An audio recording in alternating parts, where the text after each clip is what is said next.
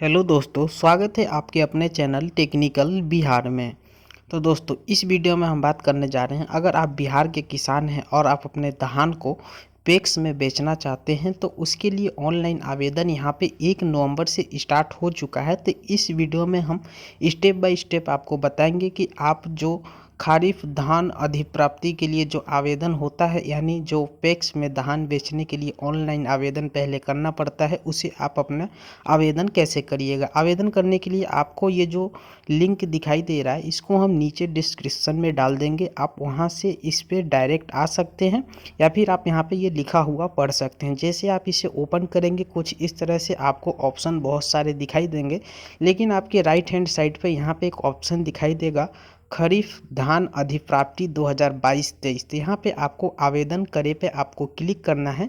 उसके बाद आपको यहाँ पे किसान का पंजीकरण संख्या डालकर, जो आप फर्स्ट टाइम रजिस्ट्रेशन किए होंगे तो आपको एक पंजीकरण रजिस्ट्रेशन नंबर मिला होगा, उसे डालकर आपको यहाँ पे अपना डिटेल सर्च करना रहता है।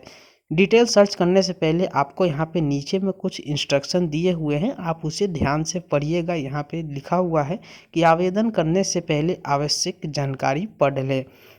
तो यहाँ पे कुछ इम्पोर्टेंट टॉपिक दिया हुआ है, आप एक बार इसे पढ़ लीजिएगा तो आगे इसमें आपको फॉर्म भरने में दिक्कत नहीं होगी। जैसे यहाँ पे पॉइंट नंबर 5 में आपको बताया गया है कि अगर आप रैयत किसान हैं तो आप 250 क्विंटल के लिए आवेदन कर सकते हैं। अगर आप गैर रैयत किसान हैं तो 100 क्विंटल के लिए आवेदन कर सकते हैं। ये जो आवेदन है 1 नवंबर से आपको स्टार्ट हो चुका है, लेकिन इसकी अभी कोई अंतिम डेट नहीं रखी गई है। उसके बाद यहाँ पे आपको दिखाई देगा कि यहाँ पे पॉइंट नंबर 3 में लिखा हुआ है कि कृपया आवेदन सबमिट करने से पूर्व आवेदन के सभी सूचना को पुनः जांच ले। आवेदन फाइनल सबमिट करने के बाद संशोधन की अनुमति नहीं है। तो इसमें जो भी आप अपना डिटेल डालिएगा बिल्कुल सही से डालिएगा, क्योंकि लास्ट में इसमें एडिट करने का ऑप्शन नहीं आएगा।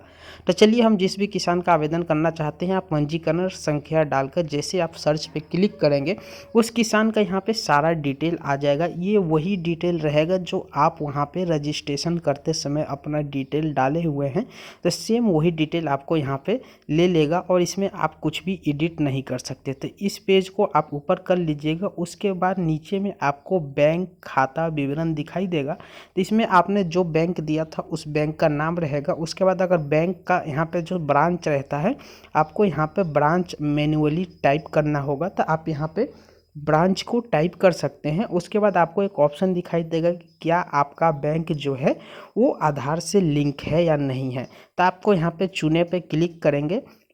यदि आपका लिंक होगा तो हाँ करिएगा, या फिर नहीं करिएगा, या फिर आपको पता नहीं है तो नहीं पता पे आप क्लिक कर सकते हैं। उसके बाद अधिप्राप्ति एवं जमीन का विवरण आपको यहाँ पे डालना होगा। सबसे पहले, क्या आप पैक्स के सदस्य हैं। तो यदि आपका पैक्स का एक वोटर कार्ड बनता है जिसमें आप चुनाव दे सकते हैं, अपना पैक्स के लिए वोटिंग कर सकते हैं, अगर वो कार्ड आपका बना हुआ है तो आप यहाँ पे यस सेलेक्ट करिएगा, अदरवाइज यहाँ पे नो रहने दीजिएगा, यानी नहीं।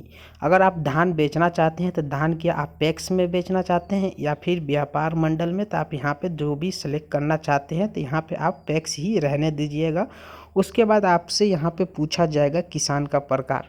किसान के प्रकार में 2 ऑप्शन दिखाई देगा, रैयत गैर रैयत। तो आपका जो यहाँ पे ऑप्शन रहेगा आप उसे यहाँ पे चूज कर लीजिएगा। हम यहाँ पे रैयत किसान चूज करते हैं। उसके बाद आधार के अतिरिक्त पहचान संख्या, यानी आधार कार्ड के अलावा और जो दूसरा आपके पास पहचान पत्र हो, जैसे किसान credit card, voter ID card, राजस्व सरकार द्वारा निर्गत पैन कार्ड, राशन कार्ड, इसमें से कोई भी एक यहाँ पे आपको डालना होगा।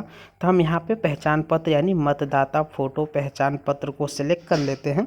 और इसे सिलेक्ट करने के बाद आपका जो पहचान पत्र का जो ईपिक नंबर होता है, जो यहाँ पे 10 अंकों का होता है, उसे आपको यहाँ पे पहचान पत्र संख्या में आपको लिख देना है।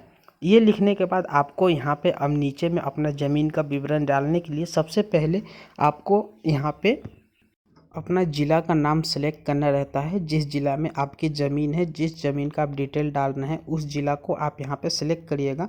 उसके बाद यहाँ पे राजस्व अंचल, यानी राजस्व अंचल का मतलब होता है आपका जो ब्लॉक है, उस ब्लॉक को आपको यहाँ पे सेलेक्ट करना रहता है। तो चलिए, यहाँ पे हम ब्लॉक सेलेक्ट कर लीजिए। उसके बाद यहाँ पे आपको हल्का दिखाई देगा। तो हल्का का मतलब क्या होता है कि जो आपका ग्राम पंचायत का नाम रहता है उसे ही यहाँ पे हल्का कहा जाता है। तो आप यहाँ पे अपना जो ग्राम पंचायत पंचायत का आपका नाम हो उसे यहाँ पे आप सेलेक्ट कर सकते हैं। जो आपका पंचायत होता है उसे ही यहाँ पे हल्का कहा जाता है। बहुत लोगों को ये डाउट रहता है और पता नहीं चल पाता है, तो आप ध्यान से वीडियो को देखिएगा, आपका एक भी डाउट यहाँ पे नहीं रहेगा। हल्का के बाद यहाँ पे जो एक लिखा रहता है मौजा, तो मौजा किसे कहते हैं? तो मौजा जो आपका गांव, जो आपका विलेज का नाम होता है उसे ही मौजा कहा जाता है। तो जैसे आप मौजा पे क्लिक करिएगा तो वहाँ पे जो आपके पंचायत के अंदर जितने भी गांव हैं उन सभी गांव का लिस्ट आ जाएगा। जो आपका गांव होगा आप यहाँ पे सेलेक्ट कर लीजिएगा। उसके बाद यहाँ पे सबसे बड़ी प्रॉब्लम, ये जो दो ऑप्शन दिखाई दे रहा है, जमाबंदी पंजीयन का भाग संख्या और जमाबंदी पंजीयन का पृष्ठ संख्या, ये बहुत सारे किसानों को यहाँ पे डालने में दिक्कत होगा। सिर्फ वही किसान इसे जानते होंगे जो अपना ऑनलाइन यहाँ पे दाखिल खारिज कराए होंगे या फिर अपना एलपीसी बनाए होंगे, उन्हीं किसानों को ये दो ऑप्शन मालूम होगा। लेकिन अगर आपको नहीं मालूम है तो आप अपना यहाँ पे पता भी कर सकते हैं कि यहाँ पे क्या डालेंगे। अगर यहाँ पे आप कोई गलत डिटेल डालकर यहाँ पे आप ज़मीन का विवरण खोजे पे क्लिक करेंगे, अगर आपका डिटेल गलत होगा तो आप इस फॉर्म को आगे नहीं भर सकते। जैसे हम यहाँ पे कुछ भी डालकर ज़मीन का विवरण खोजे पे क्लिक करेंगे तो आपके सामने इस तरह से टॉपअप आ जाएगा कि ज़मीन संबंधित विवरण उपलब्ध नहीं है। तो यानी आपको जो विवरण नेट पे डला हुआ है, एलपीसी जो यहाँ पे दाखिल खारिज हुआ है, जो म्यूटेशन फाइल होता है, वही सही डिटेल आपको डालना है। तो यदि आपको मालूम नहीं है ये दो ऑप्शन, तो आप कैसे मालूम करिएगा? तो आपको यहाँ पे क्या करना होगा, यहाँ पे नीचे में वीडियो के इसी पेज के नीचे में आपको एक ऑप्शन दिखाई देगा जहाँ पे यहाँ पे साफ साफ लिखा हुआ है कि यदि आपको यहाँ पे लिखा हुआ है कि अपनी जमाबंदी पंजीयन की भाग संख्या एवं पृष्ठ संख्या पता नहीं होने की स्थिति में क्लिक करें। तो ये जो रेड कलर से एक लाइन लिखी हुई है, आपको इस पे क्लिक करना है। इस पे क्लिक करने के बाद आपको 3-4 ऑप्शन दिखाई देंगे, उससे आप अपना ये दोनों डिटेल निकाल सकते हैं। ये दोनों डिटेल निकालने के लिए सबसे पहले ये जो लिंक आपको दिखाई दे रहा है, आप यहाँ से वीडियो को बिल्कुल ध्यान से देखिएगा, नहीं तो अगर कोई मिस्टेक होता है तो आगे आपका फॉर्म में एडिट का ऑप्शन भी नहीं मिलेगा। तो जैसे आप इस लिंक पे क्लिक करिएगा तो यहाँ पे बिहार सरकार राजस्व एवं भूमि सुधार के साइड पे आपको सीधे रीडायरेक्ट कर दिया जाएगा। यहाँ पे आपको सबसे पहले अपना ज़िला चुनना है, जिस ज़िला में आपका ज़मीन है उस ज़िला को आपको यहाँ पे चूज करना होगा। ज़िला चूज करने के बाद आपको अपने यहाँ पे अंचल यानी जो आपका ब्लॉक होता है उस ब्लॉक को चूज कर आपको प्रोसीड पे क्लिक करना है। जैसे आप प्रोसीड पे क्लिक करिएगा तो यहाँ पे नीचे में आपको हल्का और मौजा यानी आपका ग्राम पंचायत यहाँ पे हल्का की जगह पे चूज करना है और मौजा की जगह पे आपका जो होता है गांव का नाम, यहाँ पे गांव का नाम सेलेक्ट करना है। उसके बाद आपको यहाँ पे अपना डिटेल निकालने के लिए 3 से 4 ऑप्शन दिखाई देंगे। जैसे भाग वर्तमान रैयत का नाम से खोज सकते हैं, खाता नंबर से भी आप अपना डिटेल खोज सकते हैं, प्लॉट नंबर मालूम हो तो आप उससे भी अपना डिटेल खोज सकते हैं, या फिर जमाबंदी संख्या से भी आप अपना यहाँ पे डिटेल खोज सकते हैं। तो आपको इसमें से कोई भी एक ऑप्शन मालूम होगा तो आप यहाँ पे अपना डिटेल सर्च कर सकते हैं। तो हम यहाँ पे हमको अपने ज़मीन का खाता नंबर मालूम है तो हम अपना डिटेल यहाँ पे अपना खाता नंबर डालकर अपना यहाँ पे डिटेल निकाल लेंगे। तो चलिए हमने यहाँ पे खाता नंबर डाल दिया और नीचे में यहाँ पे एक सुरक्षा कोड करके लिखा हुआ है, यहाँ पे प्लस माइनस रहता है। तो आप अपने अनुसार जो यहाँ पे डिटेल दिया होगा उसे सही से जोड़कर या फिर घटाकर यहाँ पे डालकर जैसे आप सर्च पे क्लिक करिएगा तो आपका डिटेल यहाँ पे सामने खुल के आ जाएगा। इस खाता में जितने भी नाम हैं, जितने भी यहाँ पे रैयत किसानों या फिर गैर रैयत किसानों का नाम है, सभी का डिटेल यहाँ पे आ जाएगा। सबसे ऊपर में यहाँ पे रैयत किसान का नाम, खाता संख्या, भाग वर्तमान, पृष्ठ संख्या वर्तमान और जमाबंदी संख्या। तो यहाँ पे कुछ लोग क्या करते हैं कि यहाँ पे पृष्ठ संख्या और जमाबंदी संख्या डालकर अपना डिटेल को सर्च करते हैं, इसलिए उनका डिटेल यहाँ पे नहीं आ पाता है। किसी कारणवश उनका यहाँ पे डिटेल इसलिए नहीं आ पाता है क्योंकि आपको यहाँ पे भाग वर्तमान संख्या, जो तीसरा पॉइंट यहाँ पे आपको दिखाई दे रहा है, भाग वर्तमान संख्या आपको यहाँ पे डालना रहता है। और उसके बाद आपका जो यहाँ पे पृष्ठ संख्या वर्तमान, बस यही दो डिटेल आपको मालूम होना चाहिए। जैसे यहाँ पे 1 और 29 लिखा हुआ है, तो यही दो डिटेल आप वहाँ पे डालकर और यहाँ पे विवरण खोजे पे क्लिक करेंगे तो आपका यहाँ पे ज़मीन का जितने भी इसमें नाम है उन सभी का यहाँ पे डिटेल आ जाएगा। तो जैसे यहाँ पे आप देख सकते हैं जमाबंदी पंजीयन संख्या में हमने 1 लिख दिया है और पृष्ठ संख्या में 29 लिखकर ज़मीन का विवरण खोजे पे जैसे आप क्लिक करेंगे तो जो भी इस ज़मीन में जिसके भी नाम पर ये ज़मीन रजिस्टर है या फिर जिनके नाम से दाखिल खारिज हुआ है उनका यहाँ पे नाम और कितना ज़मीन है, कितना डेसिमिल में है, कितना एकड़ में है, इस तरह से आपको देख सकते हैं। संख्या यहाँ पे आ गया है, राजस्व अंचल, हल्का, मौजा, भाग संख्या, पृष्ठ संख्या, खाता संख्या, खेसरा संख्या, खाताधारी का नाम, ये सारा डिटेल आपको यहाँ पे आ जाएगा।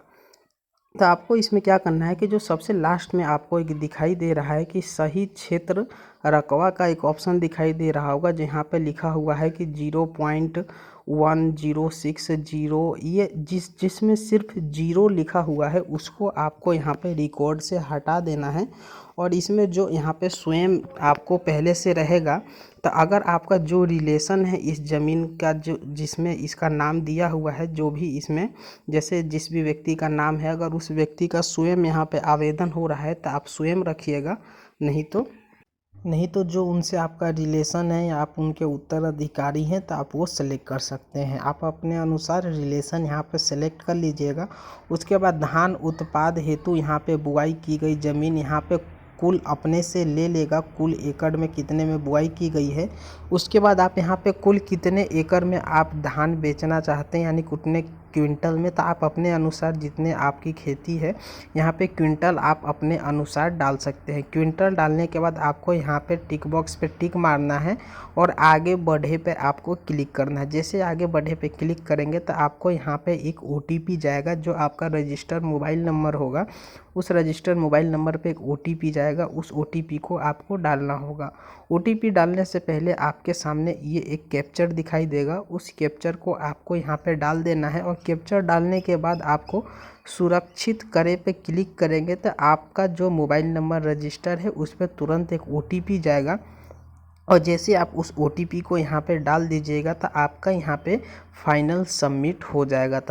तो इस तरह से आप अपना आवेदन सक्सेसफुल कर सकते हैं और पैक्स में धान बेचने के लिए यहाँ से आपका आवेदन सक्सेसफुल हो जाएगा। अगर इसमें कोई भी आपको डाउट रहता है तो आप वीडियो में कमेंट करके पूछिएगा, हम आपका सारा डाउट यहाँ पे क्लियर करेंगे। तो चलिए दोस्तों, आज की वीडियो में इतना ही। उम्मीद करता हूँ वीडियो अच्छा लगे तो चैनल को सब्सक्राइब जरूर करें।